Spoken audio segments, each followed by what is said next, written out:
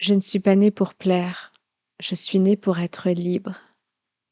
Aujourd'hui, on se retrouve pour un moment partagé avec Noélie Salguera, coach et mentor en leadership féminin et confident marketing. Hello et bienvenue sur Unique et Libre, le podcast dédié aux femmes hypersensibles qui osent montrer au monde leur lumière. Je suis Jennifer, experte en estime de soi et hypersensibilité au féminin. J'accompagne les femmes à se revaloriser à la racine, à mieux comprendre et vivre leur haute sensibilité, à reconnecter à la sagesse du corps et à libérer les blocages inconscients qui les empêchent de prendre toute leur place. Ici, on avance ensemble sur un chemin d'épanouissement profond. Soyons des femmes hypersensibles spirituelles et ambitieuses, des femmes souveraines à l'intérieur comme à l'extérieur pour créer une vie qui nous honore. Alors c'est parti! Bienvenue Noélie, je suis ravie de t'accueillir sur Unique et Libre.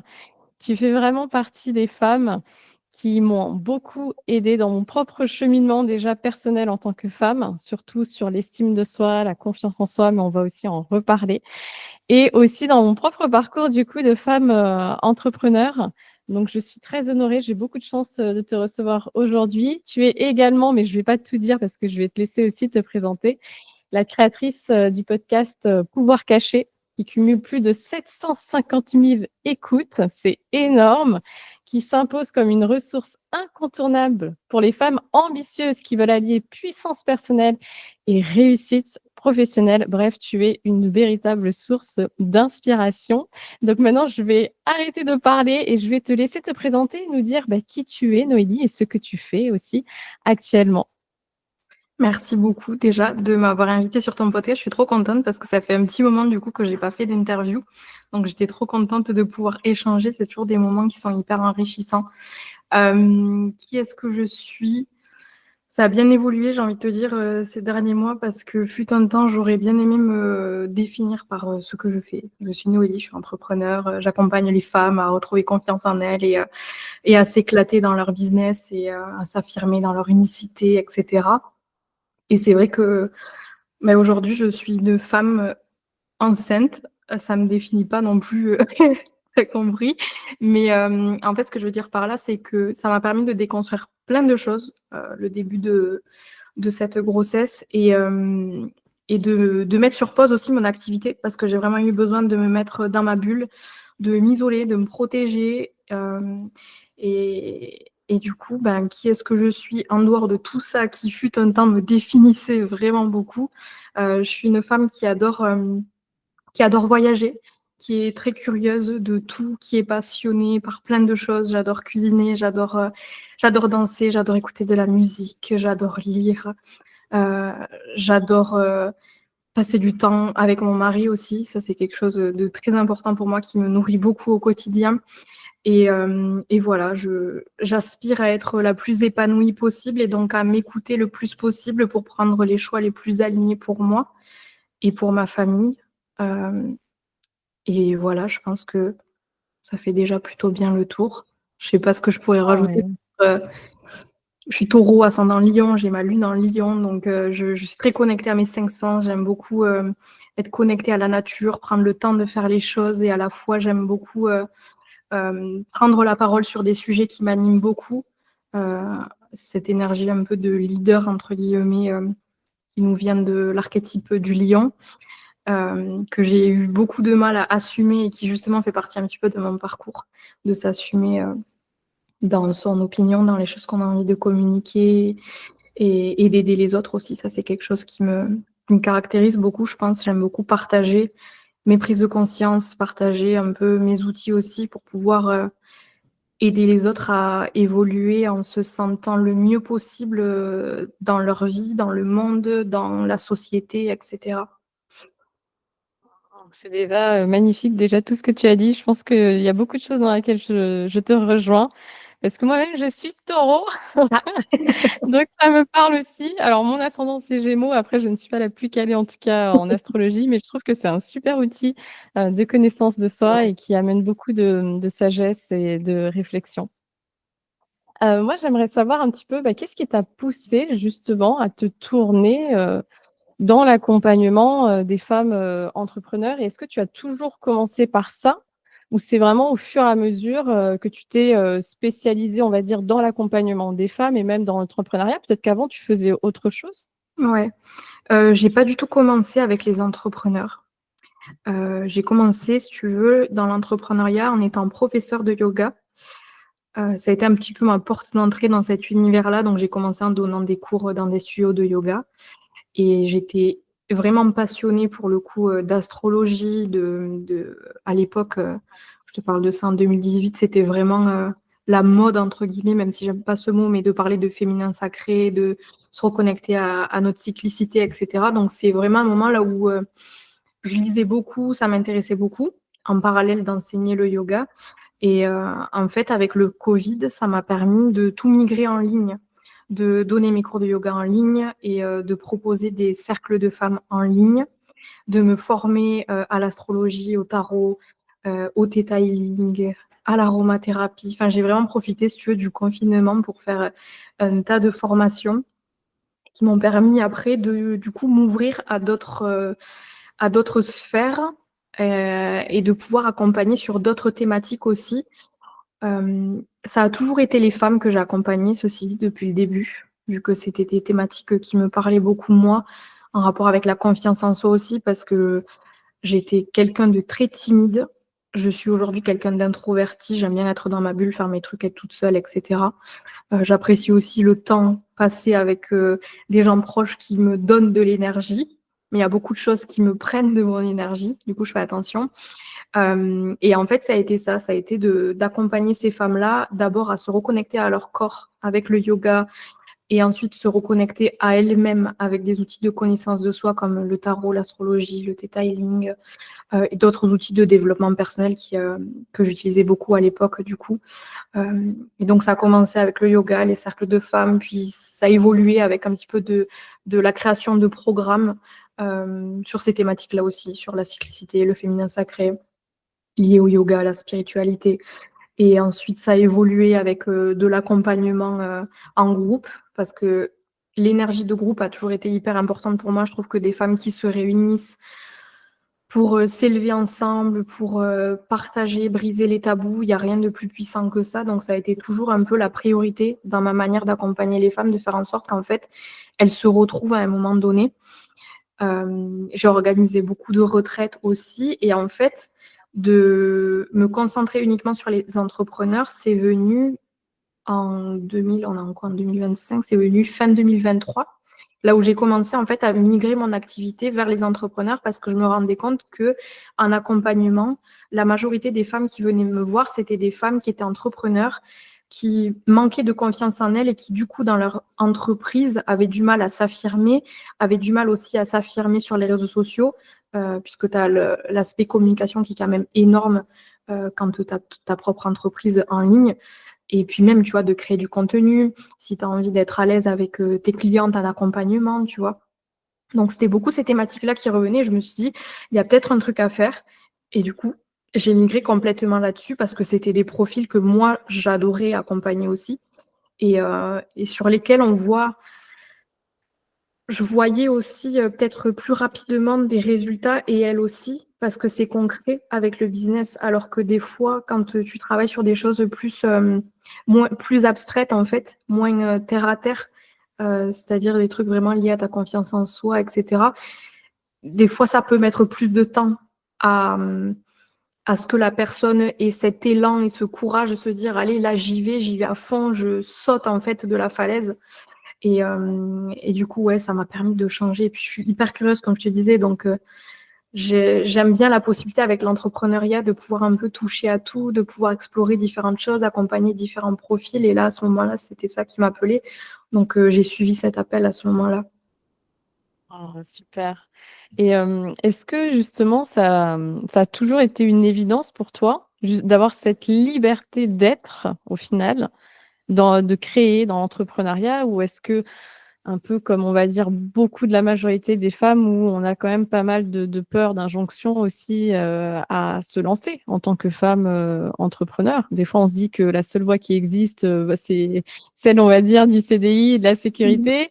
Surtout si peut-être on n'est pas issu aussi d'une famille, entrepreneur et du coup, on peut avoir un peu plus de blocage, même si c'est pas, impossible. Ouais. Moi, je te dirais que ça a toujours été, du plus loin que je me souvienne, même quand j'étais gamine et que je m'écrivais des lettres à moi-même dans le futur, il y avait toujours cet élément de liberté, et plus même de liberté géographique, en fait, qui était importante pour moi. J'ai toujours voulu voyager. Mes parents ne sont pas du tout dans l'entrepreneuriat. Ma mère, elle était assistante maternelle et mon père électricien, donc rien à voir. Et c'était un peu mon électrochoc, en fait, de voir mes parents, Heu, devoir, faire des efforts pour mettre de l'argent de côté et c'était toujours de la logistique pour pouvoir partir en vacances. J'ai pas voyagé, enfin, tu vois, on est du sud de la France et on a voyagé au Portugal et en Espagne, tu vois, avec mes parents et j'avais des copines ou même mon oncle, tu vois, qui partaient en Thaïlande, au Vietnam, et moi, ça m'a toujours fait rêver, en fait et je me suis dit: «Beh, je me vois pas non plus dans mon tempérament, être en dessous de quelqu'un et devoir subir des ordres au quotidien, ça ne me plaît pas. Du coup, ça, j'en étais toujours consciente qu'en fait, je serais ma propre patronne et puis cet élément vraiment de vouloir voyager, découvrir le monde et j'ai réalisé en fait que la meilleure manière, c'était l'entrepreneuriat et c'était une évidence en fait et même encore aujourd'hui, même si, tu vois, l'année dernière, j'ai fait un burn-out et que je me suis demandé, bah, est-ce que j'ai envie de continuer de faire ça? Parce qu'on parle de liberté quand même dans l'entrepreneuriat, mais heu, faut quand même être hyper honnête. C'est très facile de s'enfermer dans l'entrepreneuriat et d'être très focus sur les projets, les choses qu'on a à faire, le business et de mettre de côté, en fait, peut-être des moments qu'on pourrait passer avec nos amis, des vacances, et être tellement, obsédé par le fait de: «Il faut que j'y arrive, il faut qu'enfin mon entreprise soit stable», qu'en fait c'est jamais assez, il faut toujours plus, plus, plus. Il y a toujours plus de frais qui entrent en jeu aussi. Du coup, en fait, tu es toujours un peu, la tête hors de l'eau à te dire: «Allez, c'est quand que je vais pouvoir, enfin respirer?» Et si toi, tu te donnes pas l'opportunité de respirer, en fait, cette liberté, elle est plus du tout là et tu peux devenir prisonnier ou prisonnière de l'entrepreneuriat et ça, je pense que c'est important de le rappeler parce qu'on voit un peu l'entrepreneuriat comme, je suis entrepreneur, j'habite à Bali, je peux, habiter n'importe où, là où je veux dans le monde, mon business me permet de le faire et cetera. Mais la réalité, elle est tout autre, en fait et ça, on s'en rend pas toujours compte et moi, c'est quelque chose qui m'a fait un peu souffrir l'année dernière, justement. Hem, mais quand bien même, je me dis que faut vraiment peser le pour et le contre, tu vois? Et moi, j'ai pesé ce pour et ce contre-là de me dire: «Dans l'entrepreneuriat, il y a cet aspect de charge mentale qui est omniprésente. C'est 24 heures sur 7. Là où tu penses à ton business, tu vas avoir des idées et des fois, tu vas être en manque d'inspiration, mais il faut quand même arriver à produire des choses parce que sinon le business arrête de tourner». C'est vraiment tout cet aspect-là, moi, qui pèse en fait, dans le contre et puis aussi la course un peu, aux chiffres dans lequel j'étais tombée et qui m'a fait complètement me sentir désalignée de ce que je faisais et à contrario, tu vois, dans le salariat, tu as pas toutes ces questions. En fait, tu arrives, tu te poses, tu fais ton taf, tu te casses et merci, au revoir. Mais à côté de ça, il y a aussi des choses que moi j'ai pas envie d'avoir, j'ai pas envie de subir. Et je préfère subir les choses, de la balance qui pèsent dans le contre de l'entrepreneuriat plutôt que de subir les choses qui sont dans le contre du salariat. Donc après, je pense que ça dépend de chacun et il faut être hyper honnête avec soi sur, ouais, les pour et les contre de chacun. Voilà. Tout à fait. C'est vrai qu'il y a une charge mentale qui est complètement, différente. Comme tu le dis, c'est quasi permanent et puis au final, alors pas que dans le négatif, hein, parce Oui. que justement, il y a aussi ce côté où tu aimes créer, tu adores ce Mmh. que tu fais et encore plus quand tu es passionné.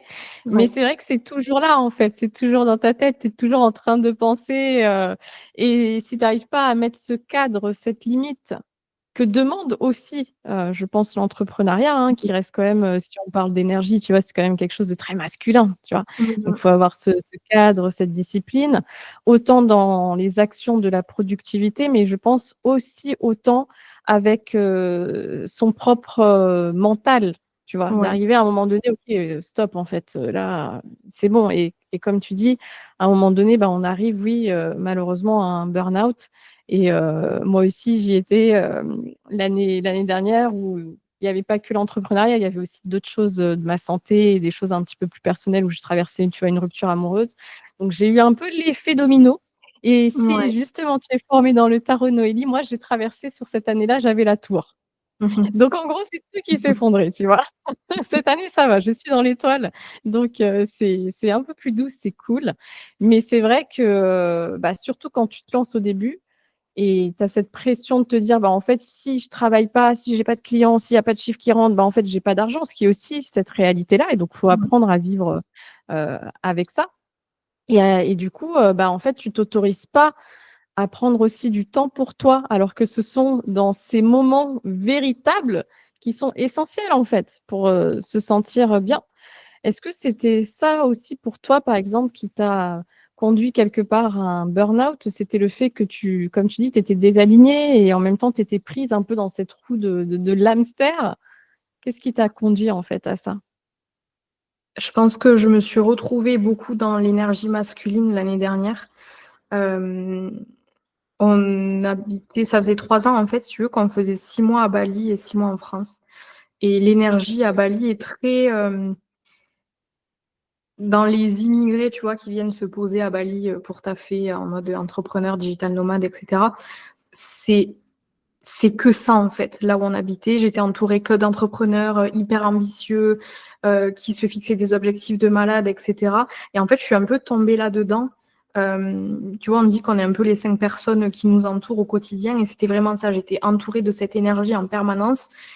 Du coup, je me fixais des objectifs qui étaient pas vraiment alignés avec la réalité que j'avais envie de me créer, avec la vie que j'avais envie de me créer et je me mettais la pression pour atteindre ces objectifs et quand je les atteignais pas, ben, je me disais: «OK, il faut que je travaille encore plus dur» et du coup, à chaque fois, c'était ça et c'était sans cesse il en faut toujours plus, il en faut toujours plus, il en faut toujours plus, heu et aussi l'aspect financier de, devoir atteindre pareil des objectifs financiers pour pouvoir, ben, tu vois, l'année dernière, je me suis pris une assistante virtuelle. Enfin, j'ai augmenté en fait, les charges de mon entreprise. Donc j'avais aussi un minimum, de chiffre d'affaires à faire par mois et en fait, même si je le faisais et que je faisais plus que ça et que j'étais tranquille, il y avait toujours un stress dans ma tête que c'est pas assez. Il faut plus, il faut être encore plus en sécurité parce qu'en fait, la sécurité, je l'associais aux chiffres, aux financiers.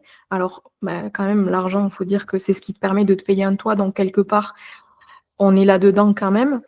Mais aussi, là où c'est devenu un peu toxique et moi je me suis rendu compte de ça, c'est que j'associais un petit peu, si tu veux, ma valeur personnelle aux résultats que je faisais. Du coup, des mois, là où j'allais faire un bon chiffre d'affaires, là où, ça allait être hyper positif et cetera, ça allait être génial. Mais dès qu'il allait avoir un mois qui allait être un petit peu moins bien, ben, direct, mon estime de moi, elle en prenait un coup. Et ça, si tu veux, ça me l'avait jamais fait quand j'étais juste dans l'accompagnement, de la femme, de manière, globale et en fait, quand je suis passée dans l'entrepreneuriat, il y a eu tout ce truc de, ben, j'accompagne des femmes à faire en sorte que leur entreprise, elle tourne, qu'elles soient bien dans leur entreprise et cetera et du coup, si moi, j'étais pas satisfaite de moi dans mon entreprise, il y avait tout ce discours de merde qui se mettait en route en mode, «Je suis pas légitime, moi je galère, moi je suis pas épanouie, du coup, qui est-ce que je suis pour accompagner les femmes entrepreneurs?» et cetera et en fait, il a fallu me rendre compte que ça a rien à voir avec ça, en fait, et tu vois, j'ai commencé à ce moment-là, à faire des séances de psy et ma psy m'a dit un truc qui était hyper intéressant. Elle m'a dit: «Quand, tu as un coach, admettons, un coach, de sport qui entraîne des athlètes, olympiques, le coach de sport, il a pas fini, champion olympique. Il est là parce qu'il a des skills à donner à l'athlète qui vont lui permettre d'atteindre ce qu'il a envie d'atteindre».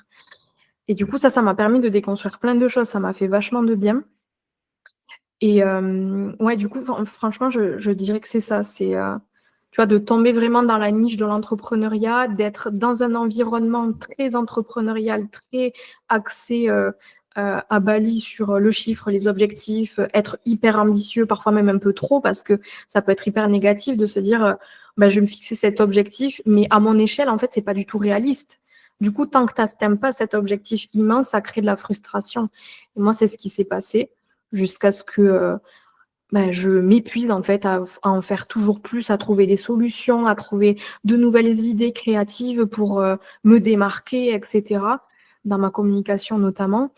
Et, et que en fait, bah, je souffre d'endométriose et ça a empiré tous mes symptômes. Donc, c'est-à-dire que le fait que le business aille pas, que moi je me sente pas bien, etc.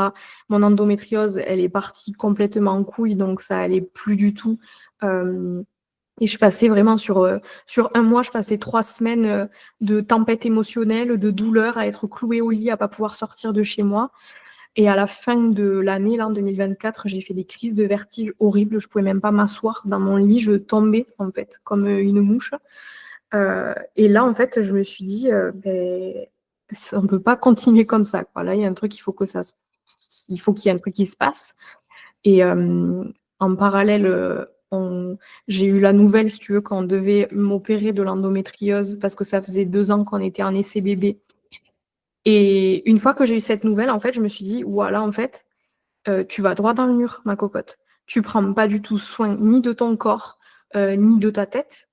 Tu es obsédée par des choses qui sont même pas importantes parce qu'à la fin de ta vie, les gens ne se souviendront pas de toi pour les objectifs que tu as atteints. On se souviendra de toi pour la personne que tu as été, les moments que tu as partagés avec les gens de ton entourage. Et du coup, je me suis dit, mais en plus, c'est même pas de ça que j'ai envie, c'est même pas de ces objectifs. Tu vois, moi, je kiffe trop habiter. J'ai réalisé en fait que j'aimais les choses simples. J'aime faire mon potager, être chez moi, cuisiner, aller me baigner tous les matins à 7 heures avec mon mec. Enfin, c'est pas une vie de fou, tu vois. Genre, j'ai pas besoin de faire 1 million de chiffres d'affaires par an. On s'en bat les steaks. Et du coup, de réaliser ça, ça m'a permis de complètement lâcher et de me remettre à moi au centre, de remettre mon bien-être mental, de remettre mon bien-être physique au centre. Et du coup, je suis tombée enceinte en début d'année. Et là, ça a été, si tu veux, le truc qui est venu clôturer cette prise de conscience en me disant, il s'agit même plus que de moi. Il s'agit aussi d'un bébé qui est en train de grandir dans mon ventre. J'ai pas du tout envie de lui transmettre ces énergies-là. J'ai la possibilité de m'arrêter de travailler. Ben, je vais vivre en fait cette grossesse dans ma bulle. J'ai pas envie de travailler, j'ai pas envie de penser à ce qu'il faut faire, à la charge mentale de l'entrepreneuriat, comme je te disais. Et j'ai vraiment envie de profiter de ce temps-là pour me reconnecter à moi, me ressourcer, me faire du bien, sachant que je pense que ben, l'accouchement et l'arrivée d'un enfant, ça chamboule beaucoup. Donc, j'avais pas envie de devoir trouver des solutions maintenant qui risquent d'être chamboulées après. Donc là, je me suis dit, en fait, ça fait depuis 2018 que je suis entrepreneur. Je me suis dit, tu t'es jamais accordé une pause, t'as jamais pris ton air, t'es jamais remonté à la surface pour respirer. C'est 9 mois dans une vie, kiffe, respire, pose-toi et meilleure décision de ma vie, quoi. Ouais, je pense que carrément. C'est un choix que tu bien fait. Et quand on peut se le permettre, Ouais, et je pense que c'est vraiment quelque chose à faire, quoi. ouais. Et tu vois, pour en revenir à l'endométriose, parce que moi j'ai eu de l'endométriose et aujourd'hui je me considère guérie, tu vois? Mais on pourra en reparler si tu en as envie, hors micro.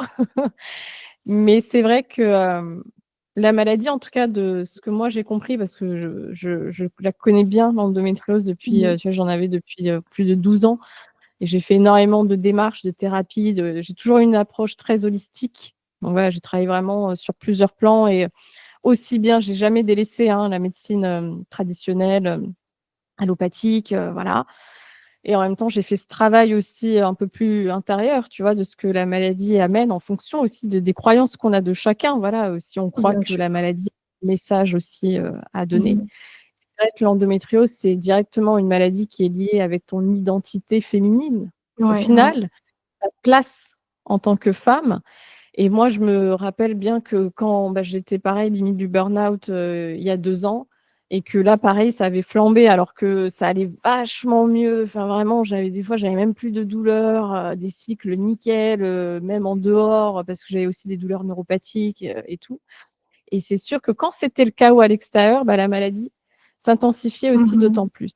Parce qu'elle me rappelait aussi que, en fait, mais toi, en fait, qu'est-ce que tu veux toi? Carrément. Qu'est-ce qui est important pour toi? Quelle vie tu veux avoir? Et je pense que vraiment l'un des messages, en tout cas de on va dire quasiment, allez, 95, on va dire des maladies, tu vois? Elles ont ce message-là, en tout Ouais, cas, ouais. de nous créer une vie qui nous ressemble. Et quand tu commences aussi à faire, bah, ce qui te rend heureuse et quand tu commences à t'écouter, bah, profondément, parce qu'au final, on est complètement dans l'être. Et ben là, tu commences à voir qu'il y a du mieux, tu te sens mieux. Il y a quelque chose qui s'apaise, tu vois? Même dans les symptômes, ou autre. Après, c'est un long cheminement, hein. Je dis pas que ça s'est fait comme ça, du jour, au lendemain. Mais c'est vrai que toutes ces maladies féminines, elles viennent toujours amener, la place, ta valeur, ton Bien sûr, estime en tant que femme, qu'est-ce que je ouais. vaux? Et comme tu l'as dit, voilà, tu étais, au final dans cette, quête de performance où l'estime était rattachée encore une fois et dans beaucoup, beaucoup de femmes, hein, parce que moi, c'est les femmes que j'accompagne, tu vois? C'est les femmes hypersensibles qui ont ce problème d'estime de soi, du fait que, bah, ma valeur dépend en fait de ce que je fais, de qui je suis. Alors encore plus quand tu es hypersensible, du coup, bah, on t'a mis dans la tête que, bah, c'était un problème, que tu étais trop Ouais. sensible, que tu es pas assez comme ça, que donc tu te retrouves avec des couches et avec des couches et au final à vivre une vie qui va commencer à t'éteindre. Alors que comme on dit, le but au final quand tu te remets à ton compte, quand tu crées ton entreprise, Bah oui. bah, c'est quand même de t'épanouir, même si, comme tu l'as dit, on n'idéalise pas du tout l'entrepreneuriat, on sait très bien. Mais c'est comme tout au final, hein, tu as toujours, tu vois, l'ombre et la lumière. Il y aura toujours un côté hyper positif et puis, bah, l'autre côté à payer des fois, qui est pas forcément, sympa, quoi. Mmh. Mais moi, il y a quelque chose qui m'impressionne vraiment particulièrement chez toi, Noélie, hein, et je pense qu'il va inspirer, je pense, de nombreuses femmes. Alors, femmes hypersensibles, parce que mon podcast Unique et Libre, il est dédié aux femmes hypersensibles. Mais j'ai quand même d'autres femmes, on va dire, sensibilité moins élevée. Et j'ai aussi des hommes, malgré tout, qui m'écoutent. Et je pense que ça va inspirer.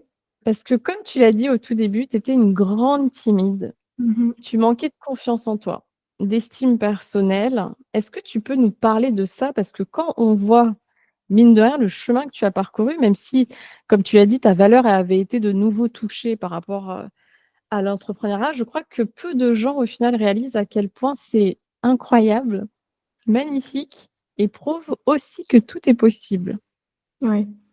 Comment tu es passée, à une valeur, on va dire, à une femme qui a une valeur un petit peu plus faible, mais à une nana qui est fucking badass, je sais que tu aimes ce mot, et qui sait ce qu'elle veut et qui ne s'excuse pas et j'ai vraiment envie de te souligner ça aussi, Noélie, c'est que tu restes aussi fucking badass même quand tu es dans l'ombre, même quand c'était le burn-out, même quand c'était le chaos, au final. Merci déjà. C'est trop sympa. Bah oui, parce que pour le coup, on est passé vraiment d'un extrême à l'autre. Heu, J'étais timide, mais vraiment timide au point que ça m'a handicapée, dans mon quotidien. Hem, Plein de situations, si tu veux, que je pourrais citer là où, en plus, je suis en couple avec quelqu'un qui est très extraverti, qui est très sociable et cetera, donc je me cachais vraiment derrière lui. Des tu vois, des repas qu'on a pu faire avec des gens que je connais pas ou même des gens de la famille et quand on me posait une question à moi, je regardais mon chéri pour qu'il réponde à ma place. Une fois, c'est lui j'ai passé une fois, je sais pas, je pense peut-être 30 minutes devant un café avant de rentrer déposer mon CV. Je transpirais. À l'école, tu vois, ma phobie, c'était les expressions orales. Je transpirais, mais quand je te dis je transpirais, c'était une catastrophe, limite des aisselles jusqu'aux hanches. Et c'était ma pire peur. Et du coup, en fait, je me faisais toute petite, je voulais pas qu'on me remarque. Euh, on m'a mis aussi l'étiquette, tu vois, dans ma famille de la fille timide qui sourit jamais. Du coup, il a fallu se détacher de cette étiquette-là. Et ça, c'est hyper dur quand ton entourage te connaît dans cette étiquette-là, de se détacher de ça. Euh, et, et à contrario, aujourd'hui, j'ai une confiance en moi qui est inébranlable, en fait, parce que j'ai foi en moi, j'ai confiance en moi, et je décorrèle vraiment l'estime personnelle et la valeur personnelle de la confiance en soi, qui pour moi, c'est deux choses complètement différentes.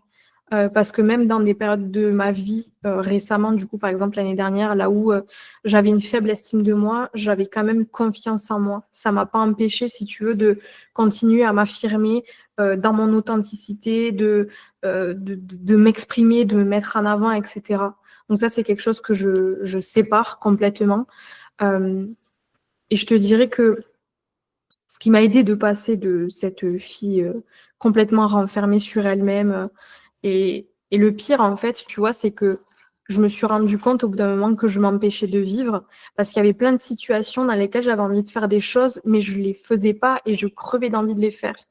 Tu vois, je repense à des soirées quand j'étais ado en boîte avec mes potes. Je crevais d'envie d'aller danser. En plus, enfin, tu dois le savoir si tu me suis, j'adore danser aujourd'hui, je fais de la danse, j'adore à la fin du cours être sélectionnée pour danser comme film, etc. Je kiffe trop. Et à l'époque, j'étais en boîte avec mes copines, je crevais d'envie de danser, mais je restais assise sur ma chaise. Et mes potes avaient beau venir me prendre par la main, me dire allez, viens danser. J'étais mais clouée sur ma chaise et c'était ma phobie.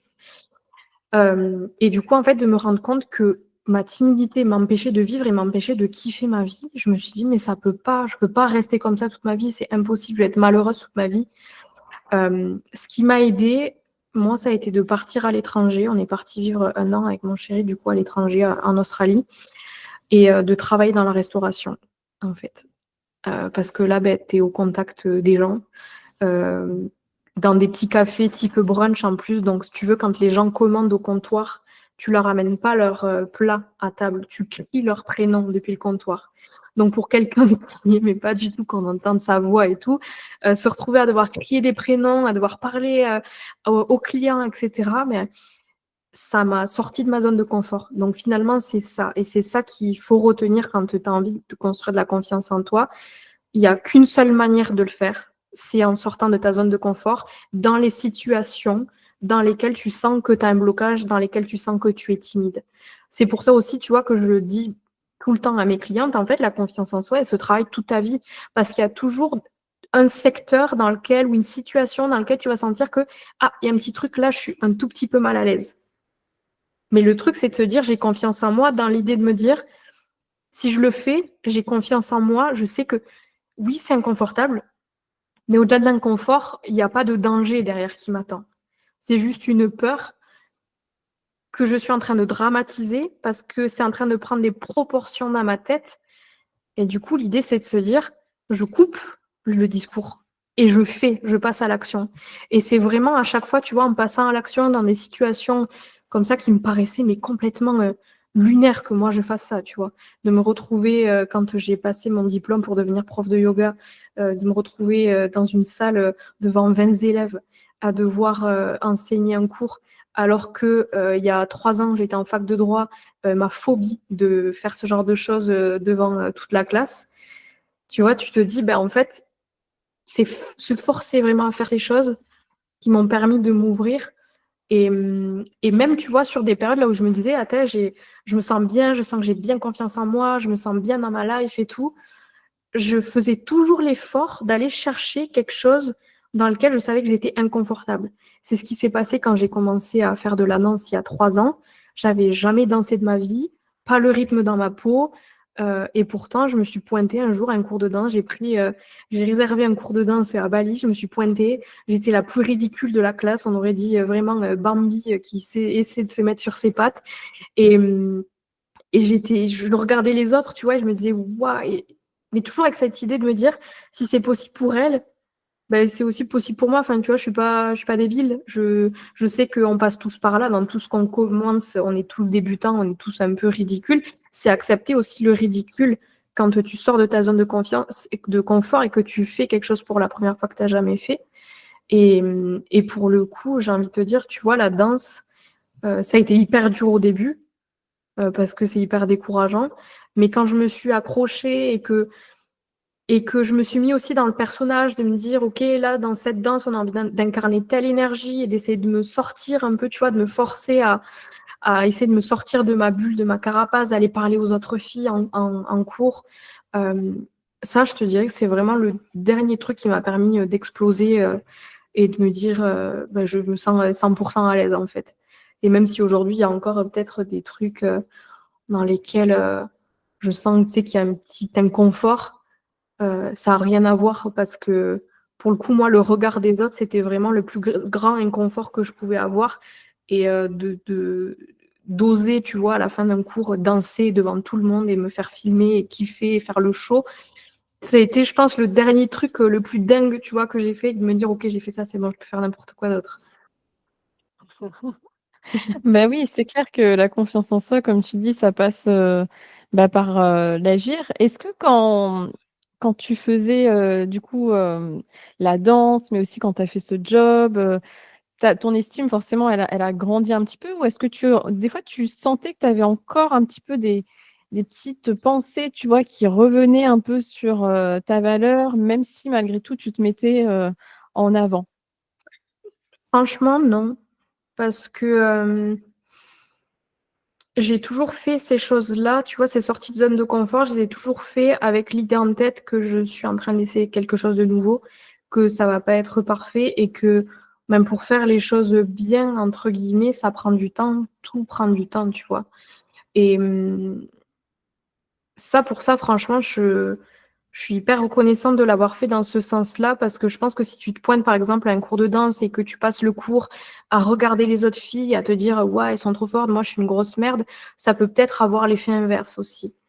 Donc je pense qu'il faut y aller en étant, hyper, sympa avec soi-même, en fait, en étant hyper indulgent et de se dire: «Bah, là, je fais un truc pour la première fois. Ouais, je vais être la plus ridicule, mais ça veut pas dire que, je suis, nulle, que je vaux rien», c'est, je pense que ça, il faut vraiment arriver à le reformuler dans sa tête avant de ouais, de faire un truc qui vraiment te sort beaucoup, beaucoup de ta zone de confort pour le coup. Mais pas non plus, tu vois, faut pas non plus tomber dans le truc de, «Ah ben, faut que j'attende le bon moment pour sortir de ma zone de confort». Il y a jamais de bon moment, en fait. Il y a jamais de bon moment et si tu attends qu'il y ait un bon moment, ben, tu le feras jamais. Tu sortiras jamais de ta zone de confort. Carrément. Et puis au final, c'est, construire aussi, bah, comme tu fais, je pense, avec, ton travail, tu vois? C'est créer une nouvelle identité. C'est un travail Mmh. identitaire en vrai. Donc Complètement. c'est un peu transformer cette Noélie qui a, eu, le droit aussi d'exister, attention, hein, cette partie de toi, tu vois? Cette, période de ta vie aussi où tu étais une femme, bah, voilà, timide, introvertie, où tu avais peur et voilà. Tout est juste en fait, hein. Et après, c'est comme tu dis, à un moment donné, bah, j'ai aussi envie de voilà, je vais pas passer ma vie comme ça, faut que je vive, j'ai plein de choses que j'ai envie de Mmh. réaliser, j'ai plein de choses que j'ai envie de faire et ce serait dommage à la fin de ma vie de me dire: «Ah putain, mais merde, Ouais. j'ai été trop timide pour oser». Donc OK, maintenant je vais sortir, voilà, de ma zone de confort, je vais oser faire des choses et puis je vais aller construire cette nouvelle femme qui Mmh était mh. aussi déjà là, en fait. Oui, C'est souvent ça, hein, c'est juste oui. aller enlever encore une fois les petites couches et aller chercher, la Noélie, voilà, qui est, confiante et qui ose, et ça souvent on l'oublie aussi, je pense. Tu vois? Moi, je le vois aussi avec les femmes que j'accompagne, où il y a vraiment un peu ce truc où, comme si ça c'était mauvais, tu vois? La part avant, Ouais. voilà, qui était un peu blessée, qui était un petit peu timide, qui osait pas, sauf qu'en fait, comme je leur dis, elle est aussi juste, en fait. Et c'est justement lorsque tu vas aller voir cette part-là, cette femme-là, qui est, bah, voilà, je suis timide, je sais pas trop, et se te dire: «OK, bah, tu es timide». Moi, c'est ce que je fais aussi, tu vois? De devenir au final, tu es une mère pour toi et tu te parles à toi-même. Quand tu as des petits Ouais. moments où tu es un petit peu dans le mood, tu dis: «OK, bon, bah, qu'est-ce qui se passe? Dis-moi, de quoi tu as besoin? De quoi qu'est-ce que tu veux?» Tu vois? Et tu te prends un petit peu par la main comme ça et puis, bah, tu y vas, en fait. Et ça, c'est important et c'est pas dire: «Ah là, bah, voilà, comme tu dis, bah, je suis nulle, c'est pas bien ce que tu fais», et en fait, déjà de sortir, je pense, de ce langage envers soi-même que beaucoup de femmes Complètement. aussi ont, qui est hyper dur. Et moi, je leur dis: «Mais est-ce que tu parlerais comme ça à ta meilleure amie?» «Non, jamais!» Donc déjà faire le pacte, déjà de se dire: «Bah, en fait, je vais commencer à bien me parler intérieurement» et puis après je vais sortir de ma zone de confort et petit à petit, en fait, il y a un moment donné, il y a quelque chose, qui va shifter, en fait. Ouais, complètement. Hem, Moi, j'aimerais bien qu'on revienne aussi sur, le lien justement que tu avais, alors il y a 3 choses peut-être qui vont être, différentes, mais déjà avec, ton féminin, tu vois? Cette énergie, on va dire féminine. Ton corps de femme, parce qu'on a beau dire, mais enfin, on le sait toutes les 2 que lorsqu'on a une maladie, qui vient toucher justement la sphère féminine, des fois notre, rapport à nous-mêmes, notre corps peut être, aussi un peu blessé et aussi, bah, ta féminité. Est-ce que tu peux nous parler un petit peu de tout ça? Est-ce que tu as toujours, est-ce que tu as toujours été, voilà, dans cette énergie aussi féminine où t'autorisais peut-être à être dans ta créativité, à être dans l'être, à être dans de la douceur, pareil avec ton corps et aussi dans quand je parle de féminité, c'est voilà, le fait de, bah, comme là, tu es très jolie, tu es coquette, tu vois? Tu te mets en avant et tu le fais pour toi. Parle-nous un petit peu de ces 3 choses, si tu le veux bien, Noélie. Ça a pas du tout été, quelque chose de naturel depuis toujours. J'étais vraiment un garçon manqué quand, j'étais plus jeune. Heu, j'ai fait du snowboard à haut niveau pendant des années. J'étais entourée majoritairement de garçons.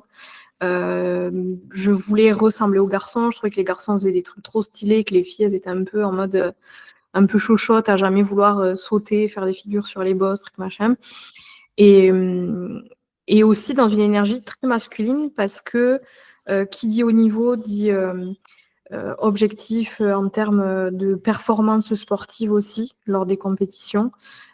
Aucune écoute, tu vois? Avec le recul, des fois, je me dis: «C'est dingue» parce que, enfin, sur des courses peut-être importantes sur lesquelles j'avais mes règles ou sur des entraînements, importants sur lesquels on allait faire des tests physiques, sur lesquels pendant lesquels j'avais mes règles, mais en fait, il y avait aucune écoute du corps. C'était: «Il faut faire, il faut performer», on ferme tout, on bloque tout, on ignore tout et on y va.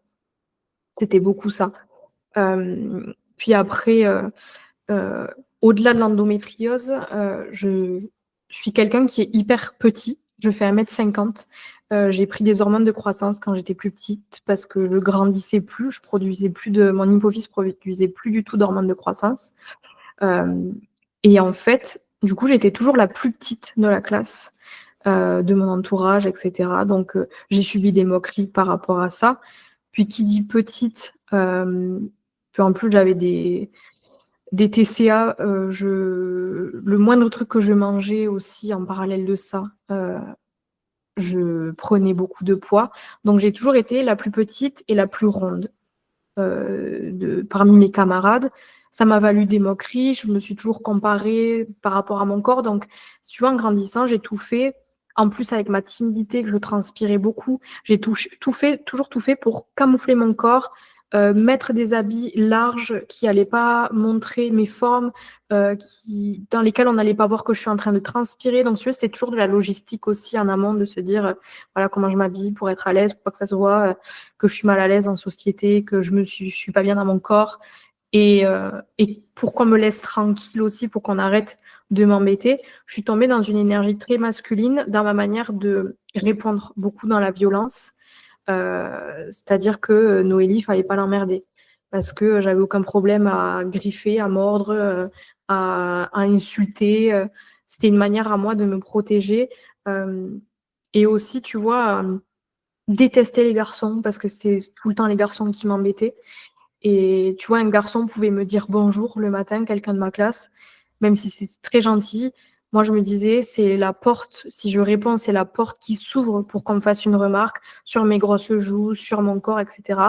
Je me revois, tu vois, au collège, on me dit bonjour, je fais un doigt d'honneur, tu vois. Voilà, ce genre de truc. Donc, vraiment pas du tout dans ma féminité, vraiment pas du tout dans mon yin ou quoi que ce soit. Et pareil, en grandissant, bah, du coup, pas du tout à l'aise dans mon corps. Ça m'a demandé un travail de fou, tu vois, pour le coup, de me reconnecter à ma sensualité. C'est beaucoup passé par le mouvement, le yoga m'a beaucoup aidée, après la danse m'a beaucoup aidée aussi. Mais ça a été un travail de malade, mais parce que ça m'importait de le faire, parce que je sentais qu'il y avait une part de moi à l'intérieur qui avait envie de faire, cet effort-là, parce que j'avais envie de devenir cette femme-là. C'était quelque chose qui était important pour moi, tu vois? Hem et c'est ça a toujours été mon pourquoi, de me dire: «J'ai cette vision de moi-même». Je sens dans mon corps, tu vois, il y a une envie de faire des choses et c'est juste mon mental qui est en train de me bloquer. Donc ça a été vraiment d'aller, comme tu disais, tu vois, peler toutes les couches de l'oignon petit à petit et et d'être aussi avec mon chéri de l'époque, mon mari, aujourd'hui du coup, qui m'a toujours, si tu veux, donné confiance en moi dans le sens où il avait aucun souci à me mettre en avant, à aussi être à l'écoute quand, des fois j'avais pas envie ou que je doutais de moi et il a toujours su, si tu veux, me prendre par la main, de manière, hyper, respectueuse, en respectant mon rythme aussi, hem, pour me faire prendre conscience qu'en fait, il est là, tu vois? Et qu'il est pas en train de me juger quand j'essaie des nouvelles choses.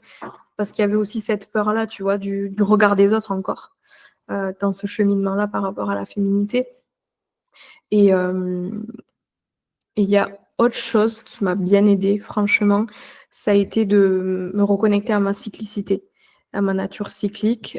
Du coup, quand, tu vois, je me suis lancée dans l'entrepreneuriat et que tous ces sujets-là me passionnaient beaucoup, hem, de me reconnecter alors à ma cyclicité à moi, mais aussi à la cyclicité, de la nature, enfin la cyclicité, la tout est cyclique autour de nous. Ça m'a beaucoup aidée aussi à comprendre, moi, certaines facettes de ma personnalité, certaines facettes de ma vie en tant que femme et d'accepter ça, d'honorer ça, de respecter ça. Ça m'a vraiment permis, tu vois, de m'épanouir, dans ma féminité, tout simplement. Ouais. C'est un vrai cadeau et moi, c'est vrai que je le fais aussi avec, mes accompagnements. C'est que, alors déjà, comprendre l'hypersensibilité, mais aussi déjà Mmh. comprendre même sa physiologie, en fait, de Ouais, femme et rien que d'avoir ces connaissances-là, ça ramène aussi beaucoup de douceur, tu vois?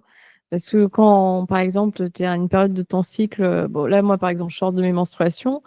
Bon, j'avais une très belle énergie quand même, je trouvais, pendant ces menstruations, mais je sais bien qu'aujourd'hui, tu vois, bah, les 2 premiers jours, je vais pas faire de sport, en fait. Je vais pas aller ouais. faire avant je faisais du crossfit, je vais pas aller faire un truc qui va me mettre en fait, il y a du respect de se dire: «Bah, non, en fait, ton corps, là, il est occupé, il y a autre chose» et puis si tu as envie, tu vois, de sortir aussi de ce côté toujours faire, faire, faire, faire, faire et de s'autoriser à se dire: «Ah bah, non, mais là, aujourd'hui, j'ai envie de rien faire», tu vois? J'ai envie Ouais. de regarder un film, j'ai envie de de manger un carré de chocolat noir, j'ai envie de voilà et tu kiffes, en fait et je trouve que ça ramène encore une fois beaucoup de bienveillance et beaucoup de douceur, quoi, Mmh. tu vois?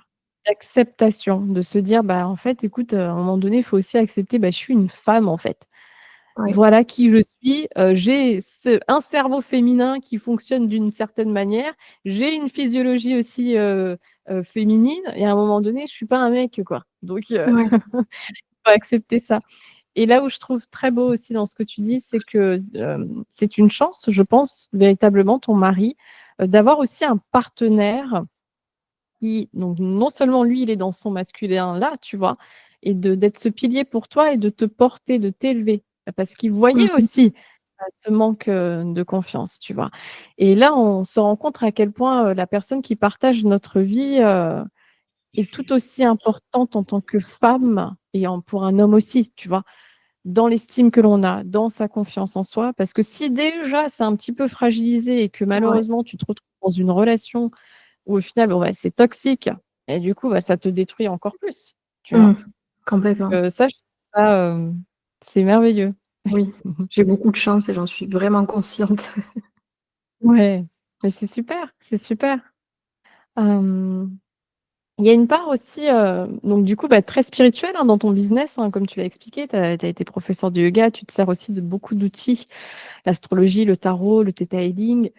Hem, tu parles voilà, on parle là, pour nous, c'est facile, tu vois, de parler d'énergie, féminine, masculine, mais tu parles aussi de manifestation, et à l'époque aussi où tu faisais, voilà, du tarot et du yoga. Est-ce que ça a toujours été le cas? Ce côté, un peu plus invisible, un peu plus mystique, est-ce que tu as toujours été un peu connectée?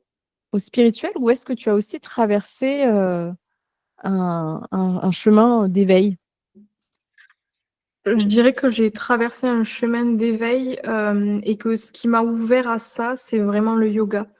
C'est-à-dire que je suis rentrée dans le yoga par la pratique physique, toujours dans cette idée de performance à l'époque, là où, je faisais du snow du coup. Heu, Tu vois, c'était vraiment, je faisais du yoga, pour, m'étirer et pour essayer de faire des figures stylées. J'étais au lycée à l'époque et en fait, il y a eu un moment là où j'ai une copine à moi qui s'est formée au yoga et qui partageait un petit peu les livres qu'elle lisait et vu que je suis quelqu'un d'hyper curieux, je me suis dit: «Ah d'accord, le yoga, il y a quelque chose, enfin, c'est plus que juste la pratique physique». Du coup, j'ai acheté le livre qu'elle recommandait, qu'elle avait lu dans le cadre de sa formation et j'ai lu le livre et bah, le yoga, c'est pas de la pratique physique, c'est une philosophie de vie. C'est quand même, hyper spirituel et ça m'a ouvert à tellement de choses et ça m'a f ça en fait, ça m'a montré qu'il y avait plein de portes que je pouvais ouvrir et plein de sujets que je pouvais aller creuser et et ça a été vraiment, tu vois, le je me suis vraiment éclatée à ouvrir toutes ces portes, à me questionner sur plein de choses, à me questionner, beaucoup du coup à l'époque, par rapport à l'astrologie, parce qu'on parle aussi d'astrologie dans le yoga. Hem et du coup, d'ouvrir la porte de l'astrologie, de la lune au début, tu vois? Ce qui m'intéressait beaucoup, moi, c'était la lune, les rituels de lune, la pleine lune, la nouvelle lune, comprendre comment chaque signe, influence chaque lunaison.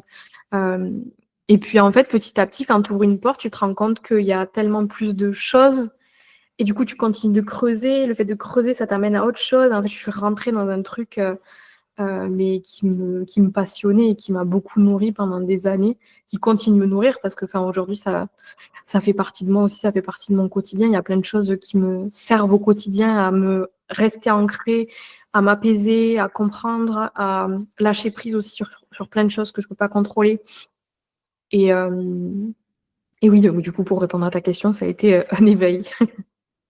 Mmh. OK. Et est-ce que justement, ça a été facile pour toi de montrer cette spiritualité dans ton business? Même si, OK, tu as commencé par le fait d'être professeur de yoga, mais quand tu as commencé à shifter plutôt dans l'accompagnement des femmes entrepreneurs, ou est-ce que tu as fait face à ce fameux syndrome de l'imposteur? Est-ce que tu t'es pas dit alors peut-être qu'il y avait déjà aussi dans tes clientes, qui te suivaient déjà par rapport, au yoga, tu vois? Mais peut-être pour des nouvelles femmes, qui te découvrent, de parler, voilà, de manifestations, ou autres. Est-ce que c'était facile pour toi? Oui, parce que franchement, pour le coup, je suis quelqu'un, d'hyper transparent et ce que bah, avec le temps, ça a pas toujours été comme ça, mais ce qu'on peut penser de moi, franchement, ça m'est complètement égal parce que je pars du principe que je suis alignée avec qui je suis, que ce que je partage, que ce que je suis, j'en suis consciente. Du coup, peu importe ce que tu peux penser de moi, si c'est vrai et que moi je sais que c'est vrai, en fait, ça me dérange pas, je me dis: «Bah, oui, OK, oui, c'est moi», tu vois? Heu, Tu vois, à l'époque, sur les réseaux sociaux, dans ma bio, il y avait écrit, sorcière et peut-être astrologue ou un truc comme ça, tu vois? C'était vraiment, hyper affirmé et même si ça plaisait pas à certaines personnes, beh, enfin, je m'en fous que tu me dises que je suis une sorcière et que j'aille, crever en enfer, truc et machin, enfin, je m'en fous et à contrario, si en fait, si c'est ce que j'explique aussi beaucoup à mes clientes, c'est que plus tu es toi-même, plus tu partages qui tu es, heu, ce qui t'importe, tes opinions, plus tu es polarisant, ce qui peut faire peur, plus tu vas attirer à toi des gens qui sont alignés. Donc si tu veux, ça a toujours été pour moi quelque chose d'hyper important, de partager des choses qui moi me tiennent à cœur, même si ça plaît pas à tout le monde. Je me dis qu'en fait, petit à petit, je construis une communauté qui me ressemble et de manière générale, en fait, les gens m'ont toujours connue pour ça, m'ont toujours connue pour mon côté spirituel.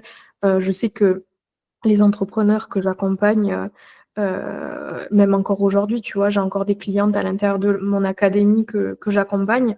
C'est toutes des personnes qui connaissent mon background, même dans ma manière de les accompagner, il y a beaucoup, d'aspects, spirituels parce que moi, dans mon business, j'ai besoin d'avoir les 2. J'ai besoin d'avoir le côté terre à terre et le côté, oui, plus spirituel, hem c'est hyper important pour moi. Donc les femmes qui viennent, si tu veux, dans mes accompagnements, qui viennent dans mon univers, elles le savent quelque part et c'est ce qu'elles recherchent parce que c'est ce que je partage. Donc c'est que ça leur parle aussi. Tout à fait et puis tu es dans l'expression de soi au final, de toi, de ta vérité, de ta vision, de ta réalité en fait et bien entendu que ça pourra jamais correspondre, à tout le monde donc quelque part c'est aussi, bah, s'affirmer, prendre, Mmh.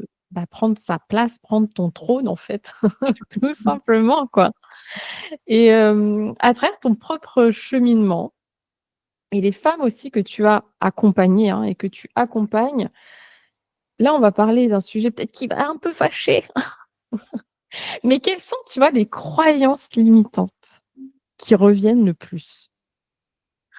Là, en ce moment, franchement, je t'avoue que il y en a plus aucune. Mais parce que les croyances limitantes qui revenaient le plus, c'était lié à l'entrepreneuriat, au business, au rapport, comme je te disais, au fait d'être ambitieux, de pas atteindre ses objectifs, le fait de se comparer aux autres. Et là, bah, depuis que je suis enceinte, tu veux que j'ai coupé tout ça, juste je suis tellement, je suis dans ma bulle, je kiffe ma vie, quoi. Il y a rien de tout ça qui vient me tracasser. Mais du coup, quand j'étais encore, surtout présente sur les réseaux sociaux, que je communiquais beaucoup, hem, bah, c'était beaucoup, je pense, l'année dernière, bah, depuis qu'en fait, j'ai migré à accompagner les entrepreneurs et que, comme je te disais, tu vois, j'étais à Bali, entourée de gens hyper ambitieux et cetera. C'était de me com pas tellement de me comparer, mais de voir ce qui avait été possible d'atteindre pour les autres et de me dire: «C'est possible aussi pour moi». Sauf que quelque part, ce qu'on partage sur les réseaux sociaux, on partage bien ce qu'on veut. Et quand, j'ai creusé un peu, tu vois? Et que j'ai compris qu'il y a beaucoup de choses qu'on nous partage, en fait, tu sais pas vraiment qu'est-ce qu'il y a derrière. Ça m'a permis de déconstruire beaucoup de choses. C'est-à-dire, tu vois, quelqu'un peut très bien faire, je sais pas moi, 10 000 € de chiffre d'affaires par mois. Si elle a 9 000 € de charges parce qu'elle paye un tel et un tel pour faire ça, qu'elle paye telle plateforme, qu'elle paye, ceci, cela. En fait, tu sais rien, tu vois, vraiment de ce qui se passe derrière. Quand on te parle de chiffres, on te parle de chiffre d'affaires. Tu n'as aucune idée du salaire que se versent les gens. Tu n'as aucune idée du bénéfice que se fait une entreprise parce que personne n'en parle. Ça m'a permis, si tu veux, de déconstruire beaucoup de choses. Mais il y a eu un moment l'année dernière là où c'était vraiment ça qui tournait en boucle. Là où je me disais: «Mais ça a l'air tellement facile pour les autres, genre tout le monde, te montre que le truc, positif, la réussite. J'ai l'impression que personne n'échoue. Moi, j'ai l'impression en ce moment de ramer un peu, de galérer. Bah, en fait, je suis une merde ou ça se passe comment?» Tu vois? C'était beaucoup ça qui revenait, et je pense que c'était le truc, principal honnêtement, en termes Ouais de croyances. et dans tes clientes, si on peut, si on peut en parler, tu vois, par rapport aux croyances, justement qui reviennent, est-ce que il y a ça aussi? Est-ce que ça fait peut-être un effet miroir?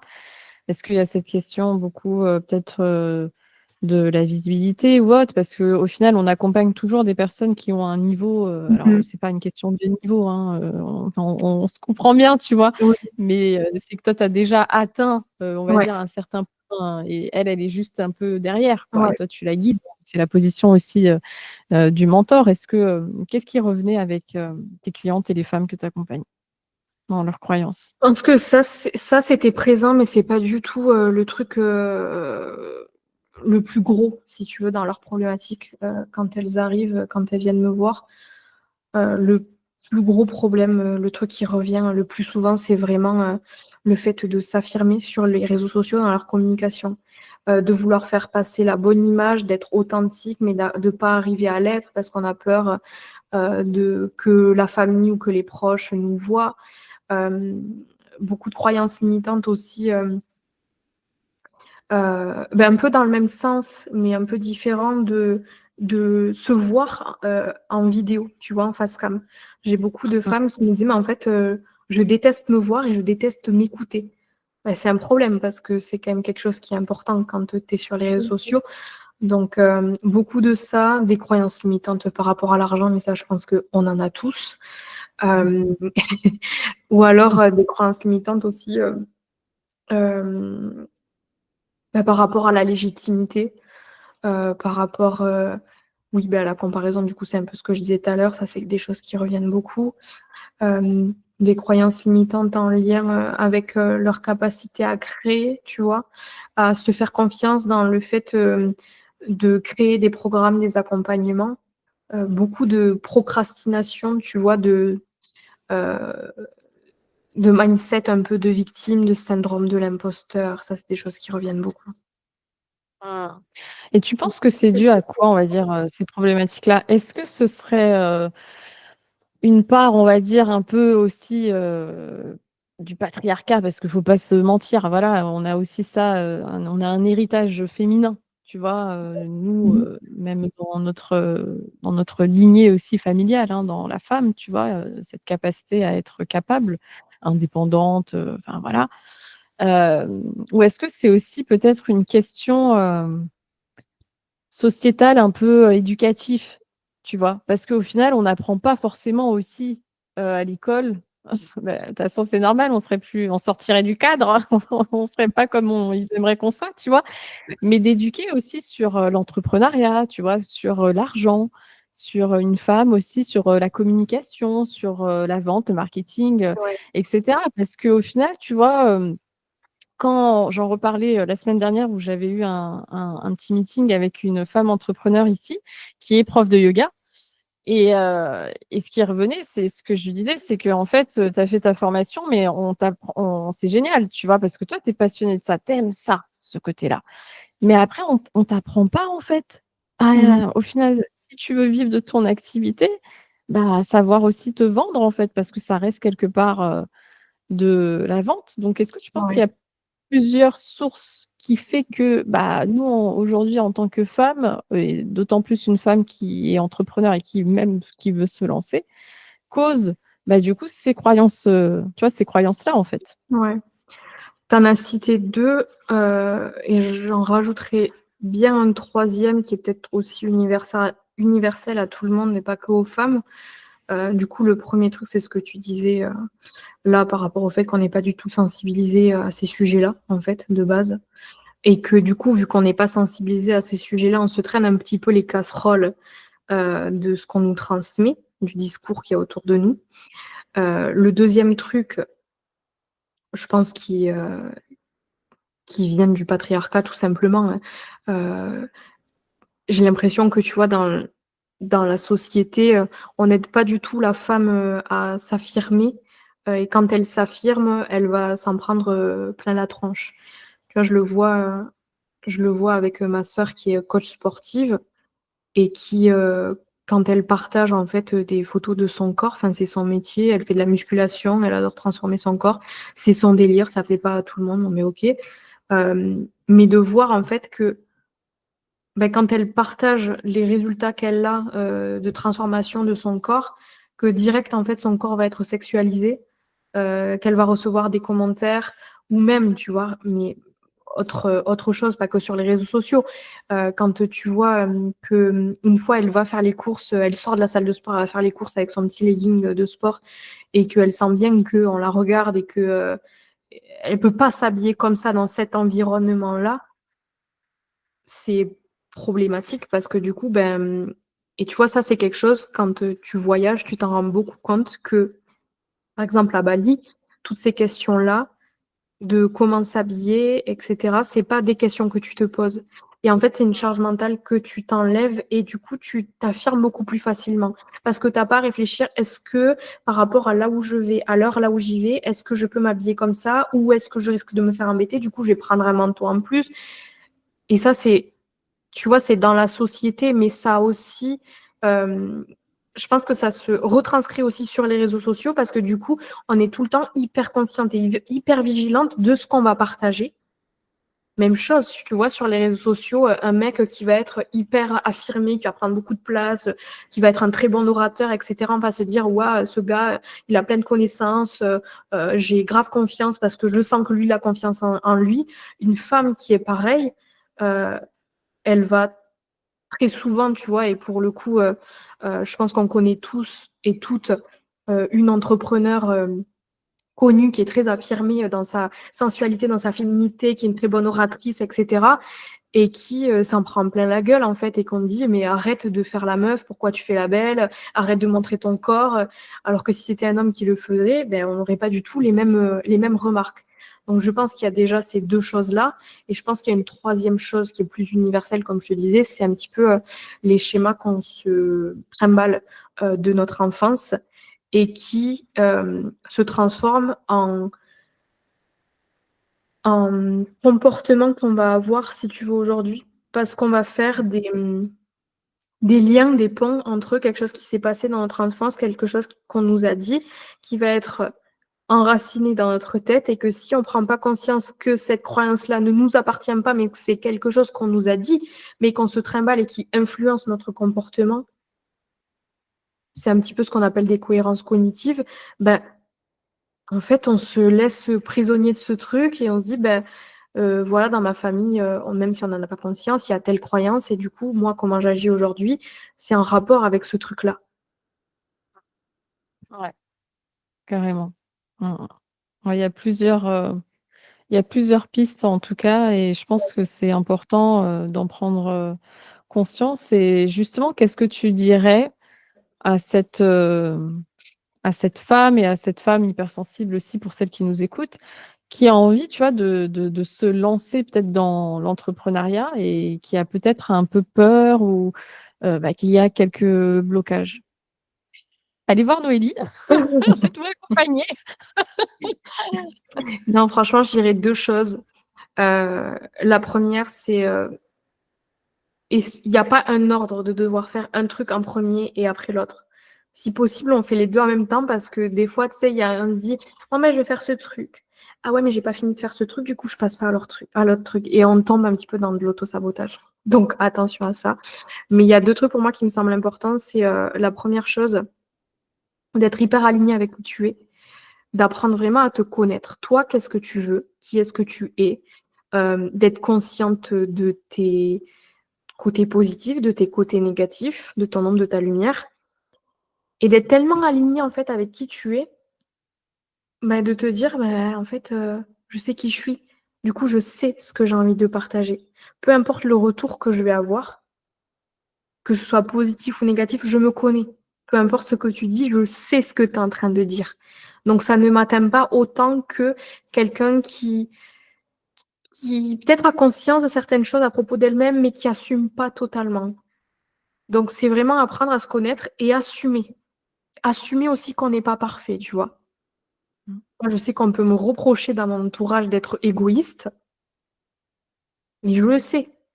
Et pour moi, c'est quelque chose de positif. Tant que ça ne blesse pas, tant que je fais pas du mal aux autres, pour moi, mon égoïsme, c'est une manière de protéger ma bulle, de prendre soin de mon énergie, et cetera. Même si ça plaît pas à certaines personnes, bah, du coup, on peut dire dans mon dos que je suis une personne égoïste, ça me passe 3 kilomètres au-dessus de la tête. Je sais, je suis comme ça. Bon, ben voilà.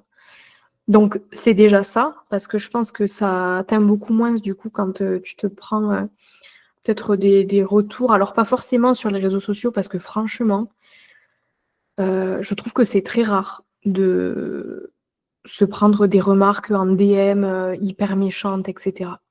À moins que tu aies des centaines de milliers d'abonnés et que dans tes abonnés, bah, il y ait des gens qui sont pas forcément alignés, qui te suivent. Mais franchement, moi, depuis le début que je suis sur les réseaux sociaux, j'ai jamais. Alors oui, tu vois, il y a eu des commentaires qui peut-être m'ont déplu, mais qui ont amené un débat intéressant derrière. Faut accepter aussi qu'on n'a pas tous les mêmes opinions, mais je me suis jamais fait critiquer ou quoi que ce soit. Donc il y a ça aussi qu'il faut déconstruire. Je pense que des fois on dramatise un petit peu le truc. Oui, Mais oui, donc première chose, être hyper aligné avec qui tu es, de l'assumer, de l'affirmer. Et la deuxième chose, c'est de passer à l'action, tout simplement. On en parlait tout à l'heure, hein, mais de sortir de ta zone de confort. Tout en gardant en tête ton pourquoi, parce que dans les moments là où tu vas douter, que tu vas commencer à te saboter un petit peu, je trouve que ce pourquoi est-ce que c'est important pour toi de faire cette chose-là? C'est toujours quelque chose à quoi il faut revenir pour continuer à se donner l'élan d'avoir le courage de passer à l'action, même quand c'est compliqué, même quand on doute, même quand on a des peurs. Et ça touche tout le monde, hein. Quelqu'un qui est dans l'entrepreneuriat depuis des années et des années, comme quelqu'un qui vient de commencer, on passe tous par ces phases-là. Encore une fois, c'est cyclique. Donc, faut l'accepter, faut s'y préparer. Et tant qu'on fait les choses de manière alignée, pour moi, on n'a pas moyen de se tromper, même s'il y a des fois, tu vois, comme un burn-out, là, où tu réalises que, ben, en fait, il y a des choses que tu fais qui sont pas alignées. C'est toujours, en fait, revenir à ce pourquoi qui va te permettre de retrouver le bon chemin pour toi et de te dire, OK, là, ça en vaut la peine que je fasse cette chose qui me paraît inconfortable, tu vois. Une nana qui a envie de se lancer dans l'entrepreneuriat, mais qui ose pas parce qu'elle a pas confiance en elle. Bon, ben, est-ce que tu es prête à accepter le fait que toute ta vie, tu vas être dans la situation dans laquelle tu es, d'être dans le salariat? Est-ce que cet inconfort-là, tu le préfères à celui d'un inconfort qui va être peut-être plus moins sur le long terme, peut-être qu'il va avoir un impact plus grand parce que la sortie de zone de confort va être beaucoup plus importante, mais qui sur le long terme va peut-être apporter quelque chose de plus épanouissant, même si au début c'est compliqué. C'est toujours peser le pour et le contre pour soi-même, en fait. Tout à fait. Il y a toujours un prix. Il y a toujours un prix à payer quelque part, en fait, hein, tu vois? Donc Ouais. oui, c'est sûr. Et puis, bah, comme tu dis, ton pourquoi et moi, c'est ce que je fais souvent déjà, même moi, avec moi, tu vois? Même là encore, je l'ai refait et je suis team aussi, tu sais, j'adore les carnets. Voilà, donc là, j'ai racheté un nouveau carnet justement pour, mon coaching, collectif qui sort en septembre, tu vois?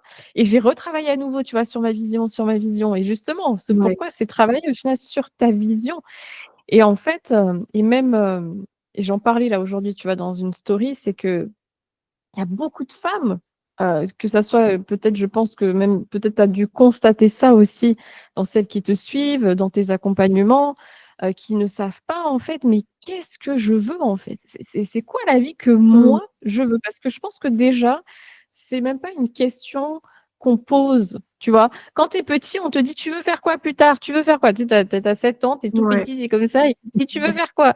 mais on te dit pas genre: «Et tu sais, qu'est-ce que tu aimerais faire?» tu vois? Qu'est-ce qui te rendrait heureux si et justement quand tu es enfant où tu as 0 limite en fait, Mmh qu'est-ce mh. qui te ferait kiffer? Et je pense que c'est important aussi de se dire dans l'entrepreneuriat, bah, qu'est-ce que tu as envie d'avoir comme entreprise? Qu'est-ce que tu as envie de créer? Qu'est-ce que tu veux apporter? Si Ouais. qu'est-ce que tu veux transformer? Enfin, qu'importe, tu vois?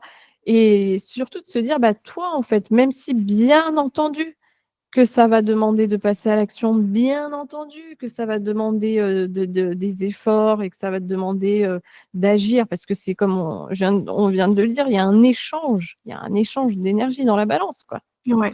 Mais de se dire: «Bah, en fait, si moi j'ai envie j'en sais rien moi, de me lancer, d'être, comme on fait, tu vois? D'être, accompagnant pour, une problématique très précise, bah, comment déjà tu as envie de le faire?